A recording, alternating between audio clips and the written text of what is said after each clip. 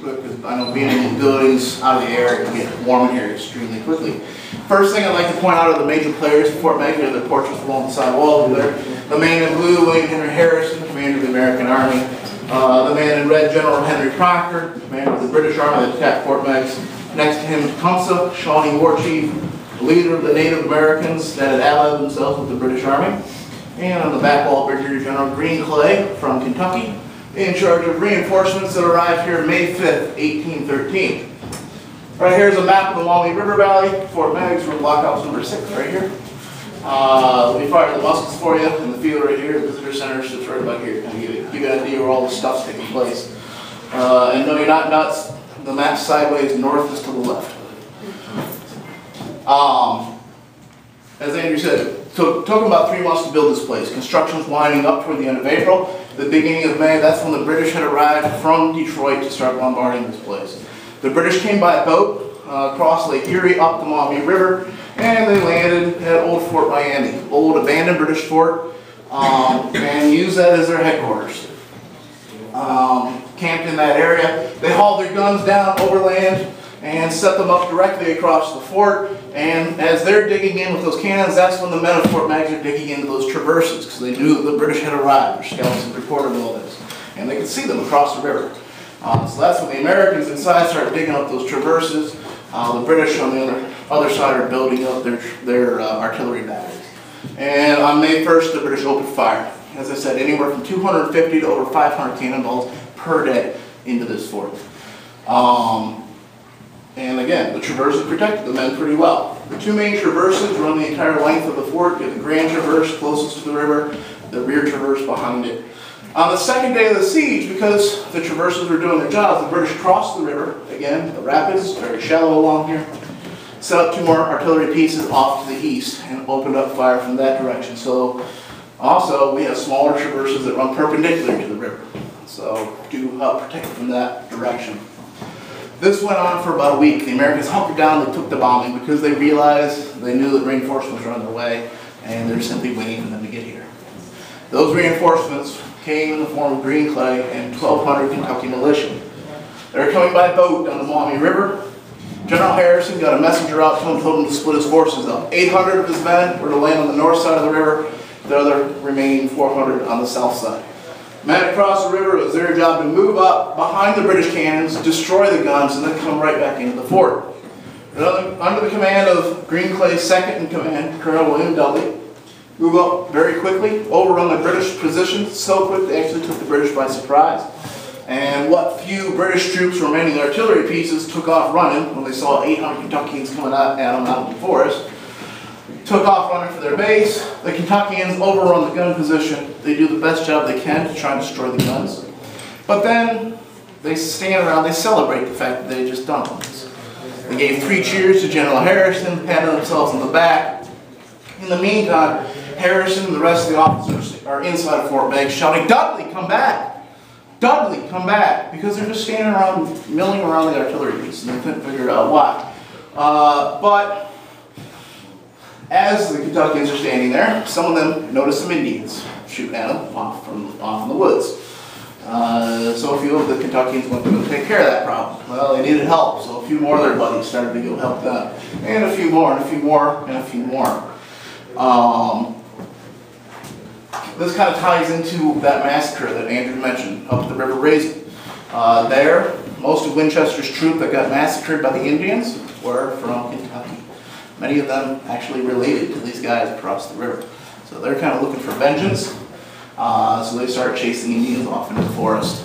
Now, of course, the natives are not dumb. They fall back deeper and deeper and deeper into the forest, drawing those Kentuckians away from the cannons. Gave the British enough time to reorganize themselves. They marched back down, recaptured their cannons. With the British on one side, Indians on the other, those men had to surrender. Of the 800 men that landed on that side of the river that day, 650 were captured. About 50 were killed in the fighting. The rest were able to escape, make it back into the fort. Those prisoners then marched that 2-mile-long route down to Fort Miami. Along the way, the Indians forced them to run the gauntlet. Formed 2 lines to force the prisoners right up the middle, and as each man went by, they take a swing at them with their tomahawk, rip the clothes off the men's backs, taking their scalps. These were prisoners of war. They had already surrendered. They weren't supposed to be harmed anymore. Those that actually survived running the gauntlet were then massed in the center of old Fort Miami. Some of the natives got up on the earth wall surrounding them, started shooting down into the mass of men like shooting fish in a barrel. It became known as Dudley's Massacre. It took place the morning of May 5th, 1813. Now, while all that's going on the other side of the river, on this side of the river, General Clay and the rest of his men, the other 400 troops, land, fight their way into the fort.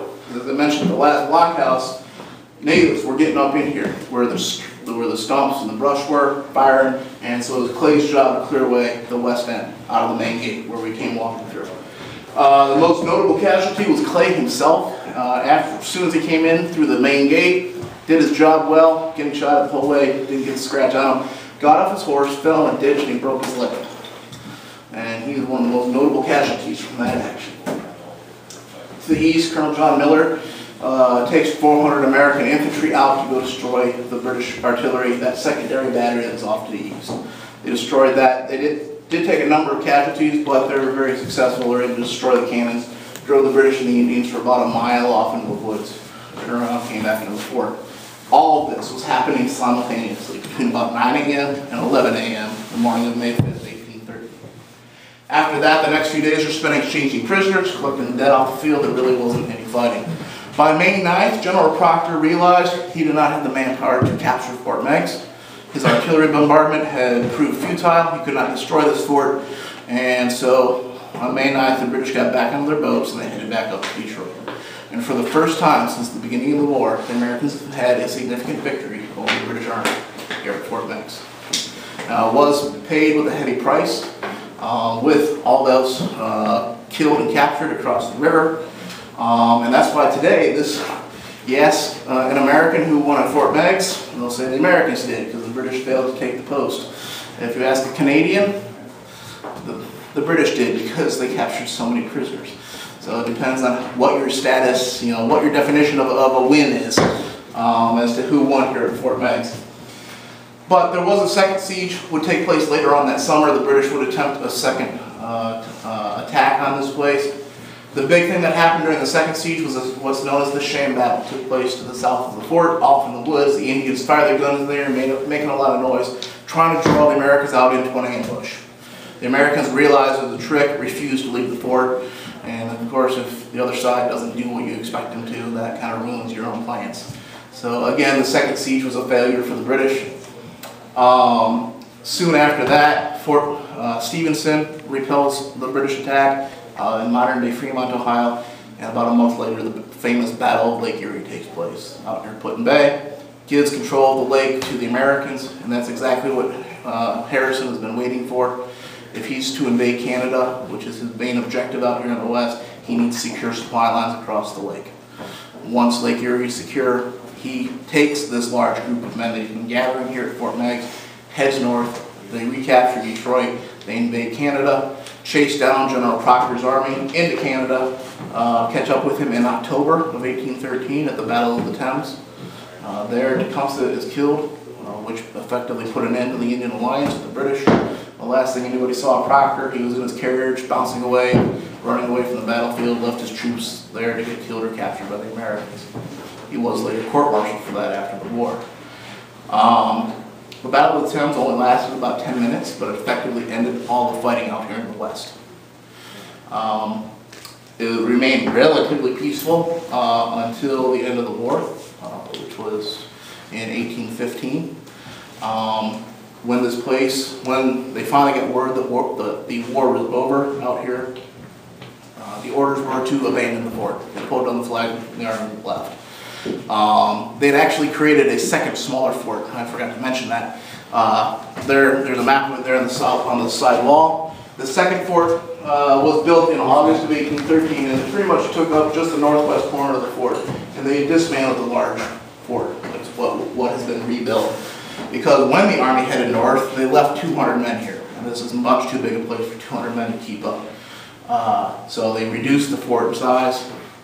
That fort stood until the end of the war simply as a route along supply route. And as I was going into it, They received their marching orders, pulled on the flag, abandoned the fort. So one of the first settlers to Perrysburg started to come back into this area after the war was over. And we do know they're actually living inside the blockhouses of Fort Meigs, waiting for their own homes to be built. They're tearing down parts of the walls to build their own homes. Interesting side note, we actually had a family come through a few years ago, and their ancestors were some of the first into the area, they said. And unfortunately, they didn't have a copy of it with them, but they said that they have a birth certificate for one of their ancestors. It says born in the blockhouse at Fort Meigs. So we know that people were living here. After that, we don't know what really happened to Fort Meigs. We know that it burned to the ground by 1860. After that, it became private land, owned by the Hayes family. They sold it to the state of Ohio, or at the turn of the 20th century. And by the 1950s, the OHS had taken over, and then the site was rebuilt in the late 60s, early 70s. And that is the history of Fort Meigs in a nutshell. I know it's a lot of information that I just threw at you. Some of your eyes are glazing over on me, and that's okay. Are there any questions over any of that? Yeah, what happened to the British general when he was after his court-martial? He was suspended without pay for 6 months, and he died in relative obscurity in 1822. So apparently, you show cowardice at a battle, and they only suspend you pay for 6 months. Easy there. Yeah. Anything else? All right. Let's have.